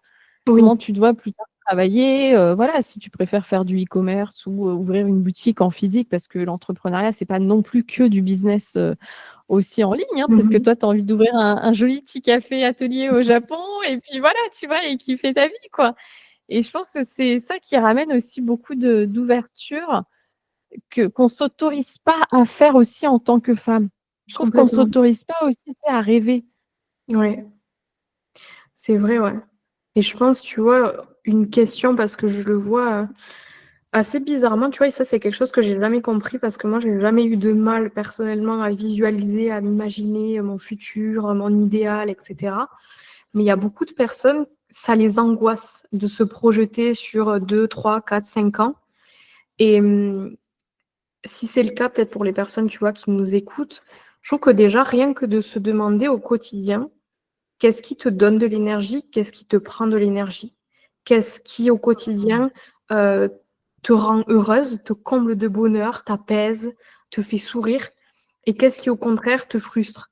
Et déjà d'arriver à délimiter ces 2 choses-là et à comprendre, en fait, qu'est-ce qui est important pour moi, qu'est-ce qui ne l'est pas, ça permet déjà, je trouve, d'affiner. Parce que tu vois? Et ça, je le vois aussi beaucoup avec, mes clientes quand, tu rentres dans l'entrepreneuriat, tu as tendance un petit peu à regarder ce que font les autres, à t'inspirer de leurs envies, de leurs objectifs, te dire: «Ah tiens, ça c'est une bonne idée, je vais faire la même chose». Sans même te demander si toi, à la base, tu penses que ça rentre dans les choses qui vont t'épanouir ou pas. Je le vois aussi dans, tu vois, des personnes qui auraient envie de créer des programmes en ligne et qui se disent: «En fait, je vais créer un programme en ligne parce que c'est un petit peu, la suite logique quand tu te lances, en ligne». Tu te dis: «Ça va être, un revenu passif». Alors là, on se trompe complètement, mais ça, c'est un autre sujet. Mais tu vois, de se dire: «Je vais créer un programme, ça a l'air trop cool et tout», mais qui en fait se rendent pas compte qu'en fonction du format du programme, de ce que tu proposes à l'intérieur, ça va avoir des conséquences après sur ta vie, sur, tes journées. Tu vois? Un programme dans lequel tu vas te dire, «Ah ouais, c'est mon premier programme, j'ai envie de proposer plein de choses. Alors j'ai envie de proposer, de l'accompagnement, on va faire une séance de coaching une fois par semaine, il va y avoir un groupe Slack, je vais leur faire du feedback sur les exercices que je vais leur donner à faire». Et en fait, tu oublies dans ta tête que toi, ton énergie, c'est pas l'énergie d'une extravertie qui adore être au contact des gens, mais que toi, tu es une introvertie. Et qu'il y a certaines semaines en plus, en tant que femme, le cycle menstruel, tu vois, moi perso, j'irai jamais faire, une interview de podcast ou faire une séance de coaching avec une cliente en pleine dans une semaine de règles. Sauf qu'en amont, Mmh. quand tu crées le programme, tu es tellement surexcitée, tu réfléchis pas à toutes ces choses-là qu'après tu dois subir et qui du coup, en fait, tu perds un peu le goût de ce que tu fais. Donc faut vraiment réfléchir en amont à qu'est-ce qui toi, heu, qu'est-ce qui est important pour toi? Comment est-ce que toi tu fonctionnes? Et aussi pourquoi est-ce que tu as envie de le faire? Dans le sens où je pense qu'on fait pas les choses par hasard. Je pense que quand on se lance dans l'entrepreneuriat, c'est pas juste, aller de se dire, «Oh, enfin il y a des personnes sans doute, mais en mode, j'ai envie de me lancer dans l'entrepreneuriat juste parce que, je vais avoir, la possibilité d'avoir cette liberté-là. Je pense que ça vient plus profond à l'intérieur de nous de, comme tu disais, on a vécu quelque chose qu'on a réussi à «guérir» entre guillemets et du coup, on va avoir envie d'accompagner ou d'offrir une expérience aux gens, qui vont leur permettre de passer du palier là où ils sont et de se rapprocher de vers là où nous, on est, parce qu'on sait que ça va leur faire du bien. Et je pense que notre histoire personnelle aussi joue beaucoup dans les choix qu'on fait, des personnes qu'on veut accompagner, des thématiques qu'on veut aborder et qu'on a toujours besoin d'avoir expérimenté la chose avant de l'enseigner. Donc toujours revenir à soi, en fait, revenir à son histoire. Mmh. Au lieu de se poser Mmh. 36 000 questions de, «Ah, je sais que j'aimerais bien être entrepreneur, cette liberté me plaît, ou l'idée que je m'en fais me plaît». Mais en fait, c'est pas ça la question que tu dois te poser. En premier, c'est vraiment, qu'est-ce que j'ai à partager? Qu'est-ce qui me tient à cœur? Dans quoi est-ce que je suis douée aussi, tu vois? Parce qu'il y a des personnes qui vont peut-être être douées justement dans la création, d'un programme, dans les trucs, de back-end, hyper, spécifiques, hyper, techniques, sur l'ordinateur et d'autres personnes qui vont être hyper douées, juste dans le fait de coacher, d'accompagner les gens. Et ça, faut vraiment avoir conscience aussi de ces zones, de génie, si on peut appeler ça comme ça, heu, au lieu de s'enfermer dans quelque chose parce qu'on s'en fait une idée, un idéal, alors que c'est pas forcément quelque chose qui nous correspond, quoi. Ouais. Mmh. Ouais. Merci pour, tous ces conseils, Noélie. On arrive doucement vers la fin du podcast, donc je vais revenir aussi, sur toi et j'aimerais que tu nous dises parce que moi je pense qu'à mon avis, peut-être que c'est pareil si tu es Taureau. Donc est-ce que tu as des routines? Et je suis sûre que oui, qui te permettent, tu nous l'as déjà dit un peu au début du podcast, Ouais. de prendre, soin de toi et notamment d'autant plus là depuis que tu vas être, bientôt, maman. Mmh mh. Tu peux nous partager? En ce moment, mes routines, c'est surtout le matin, j'ai envie de te dire, parce que ça va vraiment, définir ma journée. Hem Et en ce moment, on se réveille du coup tous les matins à 7 heures du matin. On habite à Annecy et on habite à 2 minutes à pied du lac. Donc on se lève à 7 heures, on enfile notre petit maillot de bain et on va au lac, on se baigne, on revient à la maison et ça déjà pour moi c'est la routine, tu vois, tous les matins, de petit déjeuner aussi sur la terrasse avec mon mari et de prendre le temps, de commencer cette journée, en faisant des choses, tu vois, qui nous font plaisir, qui nous font du bien. Et ensuite, il y a des routines comme ça plus, spontanées enfin pas spontanées, mais qui vont être plus dispersées dans la journée, des choses importantes pour moi. J'ai toujours, tu vois, un moment, Un moment, soit de méditation, soit de yoga. Hyper important pour moi, toujours, prendre soin, de mon corps et en prenant soin de mon corps aussi, je prends soin de ma tête. Cuisiner, ça c'est vraiment ma routine, c'est vraiment un petit bonheur, de cuisiner. C'est un petit peu ma méditation aussi au quotidien et une routine importante, en ce moment, bah, c'est de me masser le corps. Alors soit moi, soit mon mari qui le fait, de masser le ventre avec de l'huile et ça, je trouve que c'est toujours un moment d'ancrage, tu vois? À la fin de la journée, on prend un moment, même pas en discutant ou quoi que ce soit, dans le silence et on est juste, en train de vivre le moment et ça fait vraiment du bien et la lecture, pour finir. Et avant de Ouais. m'endormir, je lis toujours, quelques pages de mon livre et ça me permet de me poser. C'est le dernier truc de la journée, tu vois, qui me pose. Et puis, bah, au final, c'est toutes ces petites routines, je pense, qui nous sont des petits moments de bonheur, tu vois? Mmh Et mh. comme tu disais, au final, bah, la simplicité et c'est ça aussi qui nourrit et qui dit: «Bah, voilà pourquoi je suis ici, voilà ce que j'aime et je kiffe ma vie, j'aime ma vie Ouais. et j'aime en profiter aussi, de cette façon-là». Est-ce que justement, tu nous as parlé de livres, alors ça peut être un livre peut-être, perso, en lien avec, l'entrepreneuriat ou pas du tout. Ça peut être là, par exemple, ce que tu es en train de lire aussi, en ce moment. Et est-ce que tu as aussi une personne, toi qui t'inspire, inspirante, que tu pourrais aussi, nous recommander? Bah, déjà, je vais commencer par, le livre. Ce sera pas un truc d'entrepreneuriat parce que je ne lis jamais de livres de développement personnel, des trucs comme ça. En ce moment, c'est vrai que, bah, je lis, un livre par rapport, à la maternité qui s'appelle Le Mois d'or, pour préparer du coup le Mmh. postpartum, les 40 jours après la naissance. Hem, mais au-delà de ça, je lis beaucoup de livres de romance. Donc, ça, c'est ma grande passion. Les romances, spicy, fantasy, j'adore ce genre de trucs. Donc, si jamais vous avez jamais lu, mon livre Ouais, préféré vas-y. de romance fantasy, c'est, Un palais d'épines et de roses, qui existe aussi en anglais. Et ça, c'est vraiment une pépite. Je pense que quand on commence, on ne peut plus s'arrêter. Et hem et après une personne qui m'inspire, bah, il y a franchement, c'est compliqué parce qu'il y a beaucoup de personnes pour plein de raisons différentes. Hem, Bah, je vais être chiante, hein, mais en ce moment, c'est même pas quelqu'un en particulier, mais je pense que c'est vraiment les mamans que je suis sur, les réseaux sociaux et que je fais attention, en fait, si tu veux, à suivre que des personnes, hem, qui ont, même si c'est compliqué, un mindset hyper optimiste et positif de l'expérience compliquée qu'elles sont en train de vivre avec la maternité. Parce que c'est pas tout beau, tout rose, on s'entend. Mais c'est vraiment ces femmes qui, tu vois, malgré quelque chose qui chamboule, qui remet, tout plein de choses, en place, ou déplace beaucoup de choses, arrivent quand même à garder, un état d'esprit, hyper, positif et hyper sain et moi ça m'inspire beaucoup et Mmh. de consommer ce contenu, tu vois? Et de les voir, ça m'inspire à moi pour, l'après de me dire, «C'est possible en fait que déjà tout se passe bien, c'est possible que ce soit compliqué à certains moments, mais la manière dont je vais le vivre, ça dépend vraiment de moi, ma manière de penser en fait et de me comporter au quotidien». Oui. Ouais.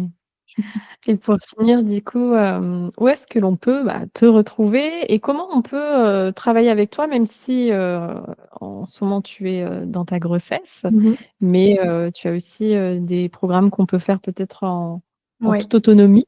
Est-ce oui. que tu peux nous parler justement un petit peu, de tout ça? Où me retrouver principalement sur Instagram. C'est vrai que là, je partage moins depuis que je suis enceinte parce que j'ai envie d'être dans ma bulle et de me protéger, pour le coup, tu vois, des conseils, non sollicités, qu'on n'a rien demandé à personne, mais malheureusement, les gens le comprennent pas toujours. Donc pour me protéger, si tu veux, je partage beaucoup moins de choses. Je partage juste des petites photos, tu vois, en story, là, du quotidien. Donc ouais, sur Instagram, à Noélie Salguera. Sur le podcast aussi, même si en ce moment je fais une pause aussi, mais il y a, je sais pas, je crois qu'il y a peut-être 180 épisodes à écouter, donc vous avez de la marge. Du coup, le podcast Pouvoir caché et après en ce moment, du coup, pour, travailler avec moi, il y a le programme, Manifeste qui est, mon programme de manifestation qu'on peut suivre à son rythme. Hem et à l'intérieur, bah, c'est ouvert pas qu'aux entrepreneurs, même s'il y a un module entier dédié à la manifestation et comment utiliser la manifestation dans l'entrepreneuriat. Le programme a été construit à la base pour, dans le but d'aider les femmes à manifester de manière générale et pas que pour les entrepreneurs et si tu veux, j'ai rajouté ce module en bonus pour venir utiliser la manifestation spécifiquement dans ton biz. Donc il y a ça et bah, après il y a aussi, la She Leads Academy, qui est, une académie en ligne, là, exclusivement du coup pour les entrepreneurs qui ont déjà une entreprise et qui ont déjà une bonne base de l'entrepreneuriat et en fait, on va travailler sur 2 angles.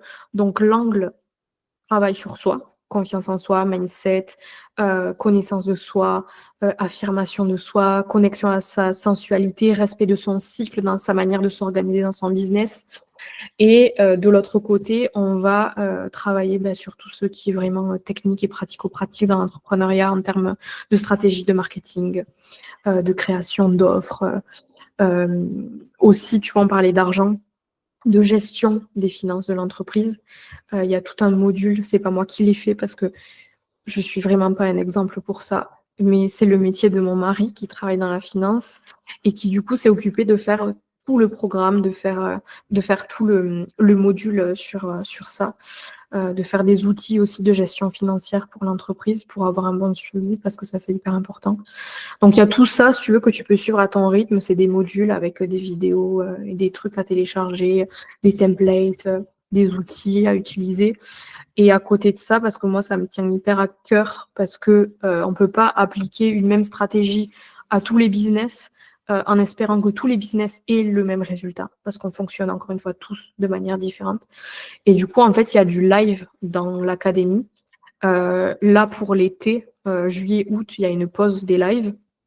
C'est la pause d'été, mais on reprend en septembre et en fait, on fait, 2 lives de mentoring par mois avec, les filles de l'académie et on fait du mentoring en one on one. Elles échangent entre elles.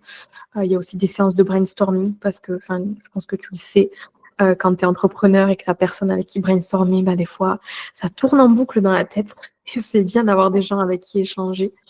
Et il y a aussi un groupe Slack, donc sur lesquels, tu vois, les filles, elles viennent partager, des contenus qu'elles ont pu rédiger, des mails pour avoir, mon retour ou juste partager, rien à voir avec le business, mais peut-être des choses qu'elles sont en train de vivre en ce moment et qu'elles ont envie de partager. Donc il y a toujours ça et bah, du coup, même si là, on est en pause sur les lives de mentoring, on est quand même présent, sur le Slack, quoi. Donc voilà, là, c'est vraiment les 2 trucs qui sont, disponibles, même si moi, je ne communique plus actuellement sur les réseaux sociaux par rapport à ces offres-là, il y a toujours, la possibilité de les rejoindre. Bon, bah, c'est déjà super. En tout cas, bah, je te remercie Noélie. Je vais mettre, toutes les infos, tout ce que tu m'as dit, je vais le mettre dans la description, de l'épisode, comme ça ce sera plus simple aussi pour, te retrouver. Je te remercie infiniment pour cet échange qui était, vraiment, génial et je te souhaite, plein, plein de belles choses. Prends bien soin de toi et une magnifique, grossesse et on Merci se beaucoup, dit à très Camille. bientôt. Merci. Cette interview t'a plu? Fais-le nous savoir en commentaire, raconte-nous ton histoire, mets un like si tu nous écoutes sur YouTube, abonne-toi et partage-le à une autre femme tout aussi badass. Retrouve toutes les informations concernant Noélie dans les notes de cet épisode. On se retrouve très bientôt. En attendant, prends bien soin de toi. Ciao ciao!